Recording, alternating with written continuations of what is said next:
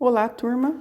Vamos hoje então falando aí sobre a Idade Média e eu trouxe esse conteúdo importantíssimo para vocês entenderem, que é um tema muito abordado nos filmes, né, nos jogos de videogame, nas histórias em quadrinho, e vocês vão estar aqui comigo vendo novamente. Então, na atividade 1, eu coloquei um texto e eu coloquei aqui as principais características da Idade Média. Então, eles viviam da agricultura nos castelos. A gente tem a ocorrência do feudalismo, que é aquela questão do servo, né, que trabalha em troca da terra. É um período de muita violência e medo, não é isso? Aqui nós temos outras características. Como eles moravam só nos feudos, quase não saíam para comprar e vender devido à violência, o comércio era fraco.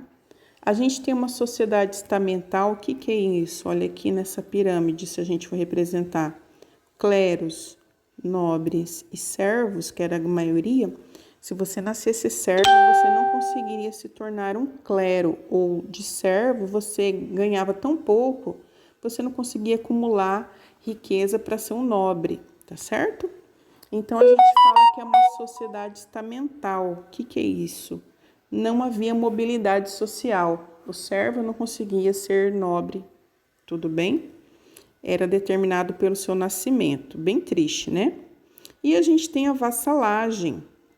A vassalagem, que é quando um proprietário de terras, como eles tinham muita terra, ele doava a um outro nobre, tá certo? Então, entre eles havia uma relação de fidelidade. Não era nada escrito, era tudo falado. Então, era aquela cerimônia que ele se ajoelhava, né? Ele jurava ao rei, muitas vezes era um rei ou um outro nobre, que seria fiel, né, em caso de uma invasão. Então, a gente tem aí a relação de vassalagem. Quem dava a terra era chamado de sucerano. Quem recebia a terra era chamado de vassalo. Por isso, a vassalagem. A gente tem um período de grande poder da Igreja Católica, por isso que você vai ver as grandes catedrais da Europa são construídas na Idade Média, tudo bem? O poder dos reis era muito fraco, mas o poder dos senhores feudais, desses senhores donos da terra, era um poder muito forte. Então, os reis quase não tinham muito poder, tá legal? É bom a gente entender isso lá na frente, a gente vai precisar. E aqui eu vou contando um pouquinho, ó, né, do feudalismo, do sucerano e do vassalo, da fidelidade, aqui nesse parágrafo da vassalagem, né? A gente tinha uma economia baseada na servidão. Você imagina você trabalhar e não receber salário, din-din? Não recebia, tá? Você trabalhava em troca da terra. Ainda tinha que dar parte da produção ao dono da terra e pagar outros impostos, que eu nem vou falar aqui. E a gente tem a sociedade feudal, estamental, como eu falei, né, baseada no nascimento, nasceu pobre, morre pobre.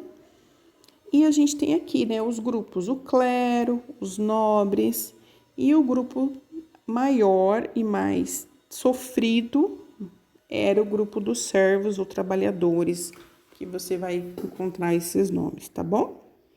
Ou camponeses, tá bom?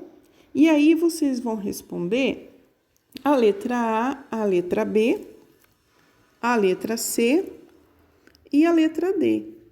Tudo bem? Assistam também a minha videoaula anterior, que eu também comento sobre esses temas aqui. Aí a gente tem a letra E também aqui para vocês.